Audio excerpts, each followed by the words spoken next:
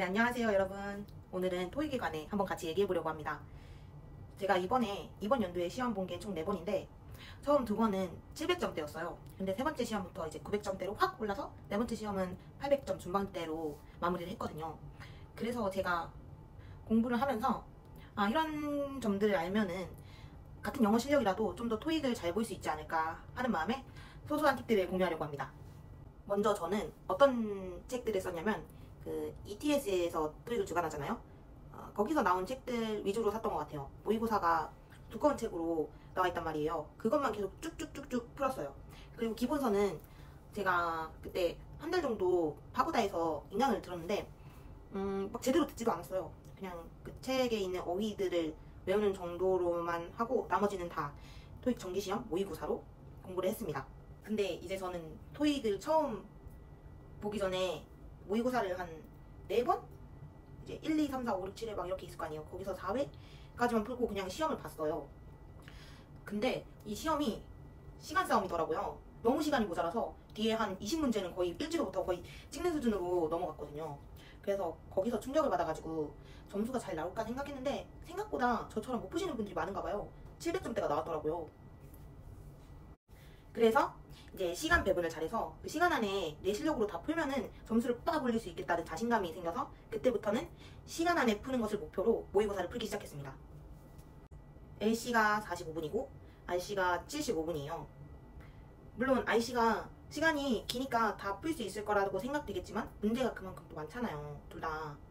그래서 일단 LC는 다 들어야 끝나기 때문에 45분을 채워야 되고 75분이라는 시간 안에 내가 RC를 푸는 거는 나의 몫에 달린 거니까 이제 RC를 어떻게 빨리 풀까 고민을 해본 결과 LC에서 RC를 풀어버리자 이런 결론이 나온 거죠. 그래서 이제 LC에서 디렉션이 나오는 순간마다 막 팍팍 넘겨서 그 파트 5를 풀기 시작했어요. 그래서 이제 LC가 다 끝난 다음에는 파트 5를 거의 다 풀 수 있게끔 만들어놨어요. 그러면 적어도 RC 푸는데 한 10분 정도는 벌 수 있거든요. 그게 생각보다 큽니다. 왜냐면 뒤에 지문들이 막 2중 문제, 3중 문제도 많기 때문에 처음에 간단히 풀 수 있는 뇌를 굴리지 않아도 되는 그런 직관적인 문법 문제는 파박팍 다 풀어놓는 게 나아요. 그리고 이제 토익 문제 풀 때 꿀팁을 LC부터 알려드리자면 LC 파트 1은 저도 귀가 좋은 편은 아니에요. 그리고 파트 1부터 되게 긴장되잖아요. 그래서 잘 안 들릴 때도 많아요. 그래서 최고의 방법은 제일 맞을 것 같은 답을 선택하는 거예요. 그러니까 아닌 것 같은 답은 그냥 속어해버리는 거예요. 속어법으로 풀어야 돼요. 얘는 진짜 아니다 그러면 딱 X치고 X 쳤는데 C가 제일 맞는 거 같네? 얘는 X표를 안 쳤네 내가. 그러면 C를 선택하고 하면서 아닌 거를 배제시켜서 맞는 걸 선택하는 방법을 쓰면 정답률이 많이 올라갑니다. 그리고 이제 파트 2는 제가 진짜 지약이었는데 이건 약간 편법이에요. 제가 900점 맞았을 때 시험에서 저는 맨날 앞자리에만 당첨이 되더라고요. 근데 그 900점 맞았던 시험에서는 제가 세 번째 중이었나? 그래서 이제 앞 사람들 행동을 좀 보지 않으려고 해도 볼 수 있게 됐어요. 그래서 파트 2에서 그게 도움이 굉장히 많이 됐거든요.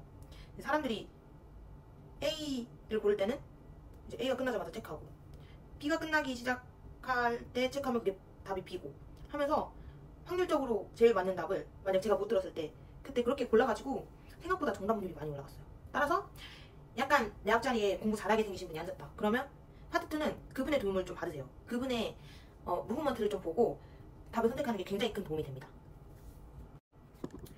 근데 만약에 첫 자리에 앉았다 그러면은 별 수 없죠. 자기 실력으로 풀어야 되죠.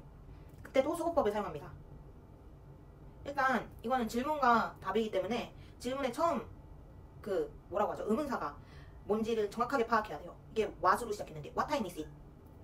when으로 시작했는지, 그리고 where로 시작했는지 그걸 알아야 대답이 어느 정도 가늠이 되고 제가 미리 생각할 수 있고 아닌 건 확실히 착착 쳐낼 수 있거든요. 만약에 너 언제 시간 돼? 했는데 한국어로 말하자면 응? 좋아 이렇게 말하면 좀 이상하잖아요. 그러니까 막 when으로 물었는데 막 yes, no로 대답한다면 그건 확실히 제거해주세요. 절대 답 아닙니다. 그리고 이제 LC 파트 3랑 4가 남았죠? 이거는 눈이랑 귀가 같이 움직여야 돼요. 눈은 문제를 뚫어져라 봐야 돼요.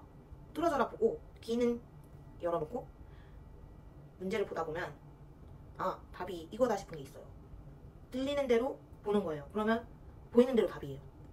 그걸 기억하면서 절대 문제에서 눈을 떼지 말아주세요. 그리고 문제를 풀었다, 다음 문제로 넘어간다 할 때는 다음 문제의 지문들을 한 번씩 쓱 훑어보고 아, 이게 대충 무슨 문제겠구나, 무슨 내용이 나오겠구나 예상하고 듣는 것도 굉장히 큰 도움이 됩니다. 네, 이제 RC로 넘어갑니다. RC는 이제 파트 5부터 시작해요. 근데 제가 아까 말했듯이 LC를 하면서 파트 5를 거의 다 푼 상태에서 이제 시작을 해야 됩니다. 파트 5는 주어와 동사를 그 사이의 관계를 묻는 시제나 태나 그리고 수일치 문제가 거의 한 80~90% 차지하거든요. 그래서 그거를 일단 중심적으로 공부하시면 되고, 만약에 모르는 문제가 있다 싶으면은 그건 어쩔 수 없지만 모의고사 풀 때 이제 답안지를 보면서 계속 공부하고 아, 이런 문제도 나오겠구나 하는 게 좋아요. 파트 5는 거의 다 맞는다는 생각으로 문제를 푸셔야 900점대가 나올 수 있는 것 같아요. 그리고 파트 6도 생각 없이 풀 수 있는 문제거든요. 그 문제 안에 다 답이 나와 있고 지문도 굉장히 짧아요. 그래서 저는 공부할 때, 모의고사 공부할 때 IC를 파트 5, 6을 묶어서 총 20분 안에 풀기, 그거를 목표로 삼고 공부를 열심히 했어요. 그러면 이것만 줄여도 그 다음 파트에서 굉장히 수월하게 진행할 수 있기 때문에 저는 IC는 파트 5, 6 잡는 게 제일 중요하다고 생각해요. 그래서 아무튼 파트 5, 6을 20분 안에 풀면 이제 나머지 55분이나 50분이 남겠죠? 그럼 나머지 문제들을 이제 슬슬슬 풀면 됩니다. 이제 나머지 파트에서는 이중 지문도 나오고 3중 지문도 나오고 긴 문제들이 많이 나와요. 그때 막 이제 막 지문이 3개 나왔는데 질문이 5개가 들어간 문제라면 첫 번째 질문에 대한 답은 첫 번째 문단에 있고 두 번째 질문에 대한 답은 두 번째 문단에 있고 다 그런 식이에요. 그래서 막 지문을 다 쭉 내려 읽고 그 다음 문제로 들어간다고 생각하기보다는 문제를 먼저 읽고 질문 그 한 단락 읽고 답 찾고 그 다음 두 번째 문제 읽고 내용 읽고 답 찾고 그렇게 가는 게 훨씬 수월합니다. 네, 그래서 제가 드릴 소소한 팁은 여기까지고요. 마지막으로 저는 진짜 공부하기 되게 싫어하거든요. 노는 거 되게 좋아해요. 근데 해야 되잖아요. 만약에 너무 공부하기 싫은데 일주일 뒤에 토익 시험인데 이런 상황에서는 그냥 냅다 해버리세요. 작은 부분이라도. 예를 들면 제가 아까 말했듯이 파트 5, 6을 묶어서 그것만 20분 안에 끝내자 하고 그 30분도 안 되는 시간 동안 20분만 투자해서 파트 5, 6만 맨날 풀든지, 아니면은 LC 파트 1, 2만 듣고 그 하루에는 파트 1, 2만 푼다는 마음으로 짧게라도 공부하면은 정말 그게 쌓입니다. 저도 그랬고요. 그래서 그렇게 간단히라도 매일매일 공부하자는 마음으로 공부하시면 좋은 결과 있으실 것 같습니다. 감사합니다.